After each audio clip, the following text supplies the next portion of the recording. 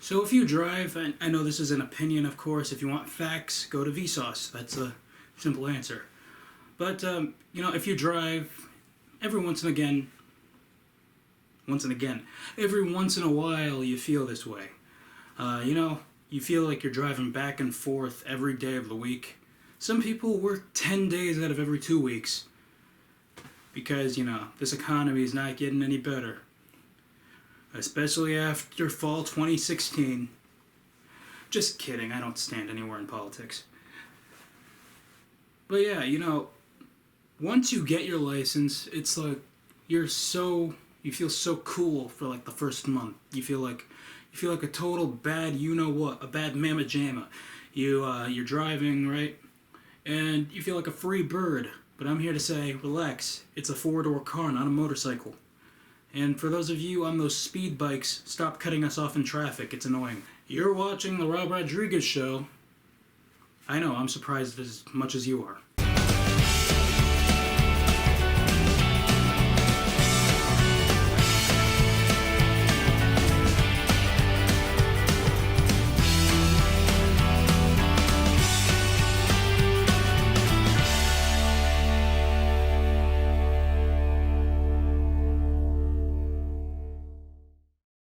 Welcome to the show, everybody. I'm your host, Rob Rodriguez, or as I'm considering changing my name to whatever the male variation of Carmen Sandiego would be. Because for over a month, everybody's been asking, where have I been? Oh, Cameron Sandiego. That actually, I'd consider it. Alright, so, just like all these revivals coming out on TV, I feel like I have to change something.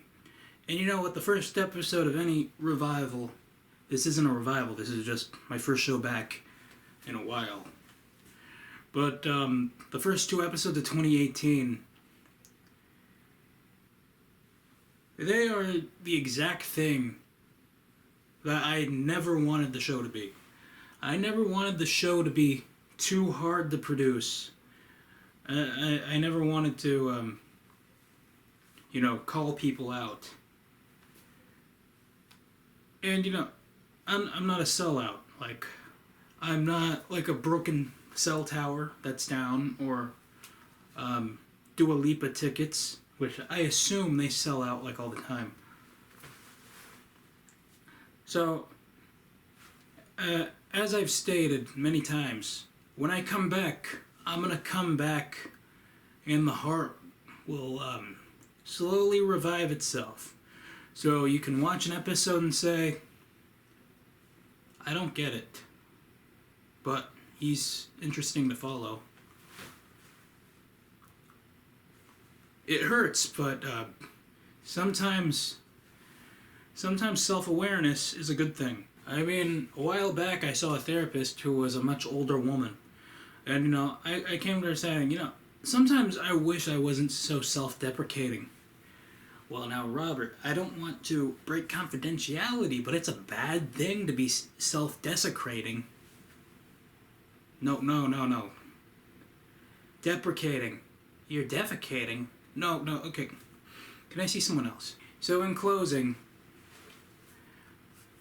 the show is not going to be once a month like it looked like it was going to be from now on, with much longer episodes and, a lot of stuff thrown in. It's like really long show that might as well should have had a time code of when the segments start and end.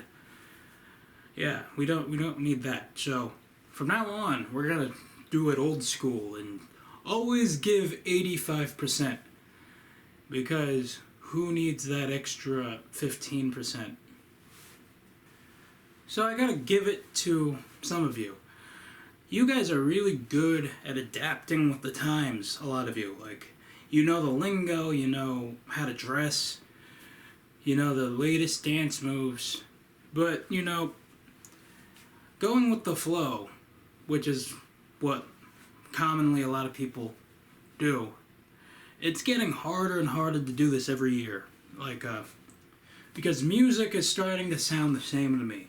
In fact, if If New Rules by Dua Lipa was like the last song to ever be produced, I mean, every song is going to start sounding like that with the beats. And then rapping is more of an echoing, it sounds like someone's talking in their sleep these days, what rapping sounds like. And stop saying, like, blah, blah, blah is not even a word, so I don't even know how to even spell that. Do you spell blah, blah, blah? If you put that lyric in Microsoft Sam, he'd probably just sound like a parrot. But, you know, every now and again, you listen to it, it's pretty catchy. You're willing to accept new things. Because, remember 10 years ago, things that you like already, some people were against that too. Like, no one understood what the Soulja Boy was, and these days no one cares what the Soulja Boy is. Like, I'm actually surprised the Whippin' Nae Nae is out of style. Seriously, taking two dances, turning it into one. You're asking to be a one-hit wonder, my friend. With being old-fashioned, like, remember when you were in math class and every time the math equation came up as a year, like, the instructor would say afterward, that was a good year. I've said this before and I'll say it again.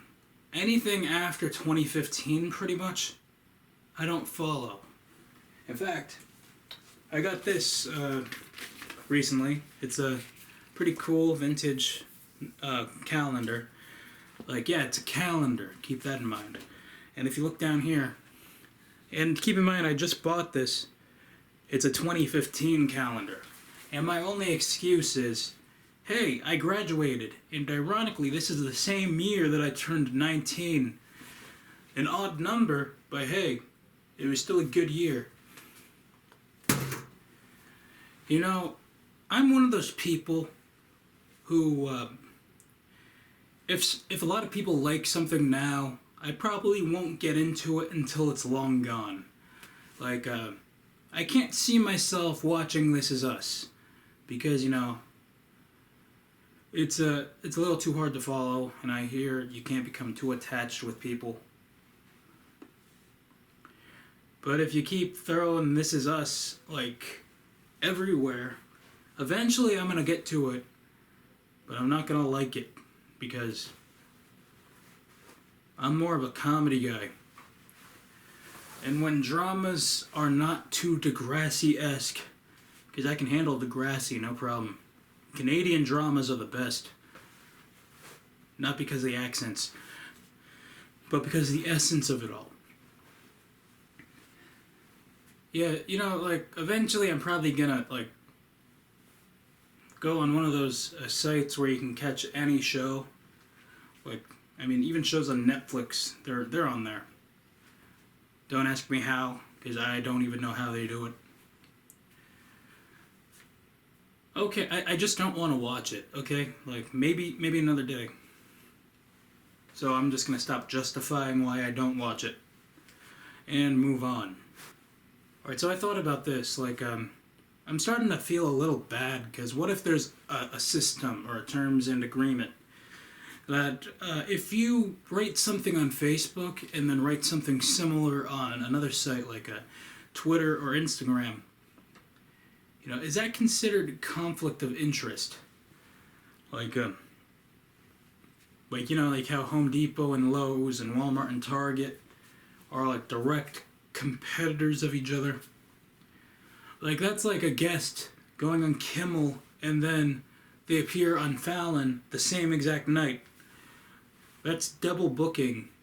But,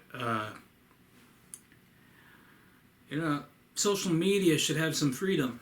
Like, I've had so many ideas, some that have made it on my show here. And then I see the exact same ideas in other platforms. But, you know, this channel is small. So they clearly did not get the idea from me. It's just that nothing is original anymore. Which actually explains why music sounds like people are talking in their sleep. Blah, blah, blah. I'm gonna need a minute.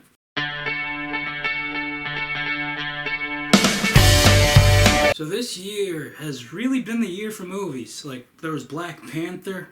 I heard Date Night was good. But the one movie I'm looking forward to is Ready Player One. Because, I can relate to this guy.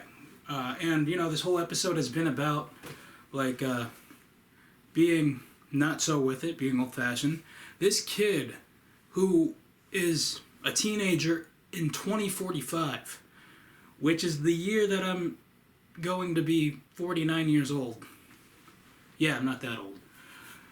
Like, he wishes he was around in the 80s, which, that kind of makes sense, because I have so many interests that I wish I was around for, I wish I could have seen Full House in its original run, because, syndication, Nick at Night doesn't cut it. Hallmark, A for effort. But, there's like so many things. Like, I wish I could have seen Who's the Boss on ABC. That would have been interesting. I could be one of the OG people who were so against the Macarena. Because that is garbage. Unless, unless you're feeling it one night. And the THX logo might still scare me. Like, it doesn't... no contest. It's not even a surprise anymore. But you know what? I'm going to see this movie, and I'm probably going to like it. Unless the imagery is off, and at one point, I get terrified out of my shell. Because I'm a Teenage Mutant Ninja Turtle, that's why I have a shell. I was told I have the leadership skills of Leonardo, but at the same time I have the brains of Donatello, and occasionally the attitude of Raphael. But I am no Michelangelo, because I'm like the driest guy at the party every time I go to one. It's time for that weekly list known as the possibility list. It's kind of like when you go to a Halloween party and you're the only one without a costume.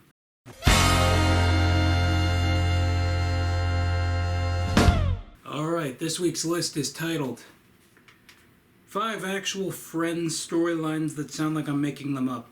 A while ago, I did one for Full House, and I thought, hey, this is pretty good. What if I did this with the next best show, Friends? And I did just that. So, let's, no hesitating with this list whatsoever. Number 5. Joey and Chandler share a living arrangement with a duck and baby chick. Number 4. Ross goes into a fit of rage over a sandwich. Number 3. At one point, Monica and Rachel lived at Joey and Chandler's apartment. Number 2. Phoebe changed her name to Banana Hammock. And number 1. 5 actual Friends storylines that sound like I'm making them up.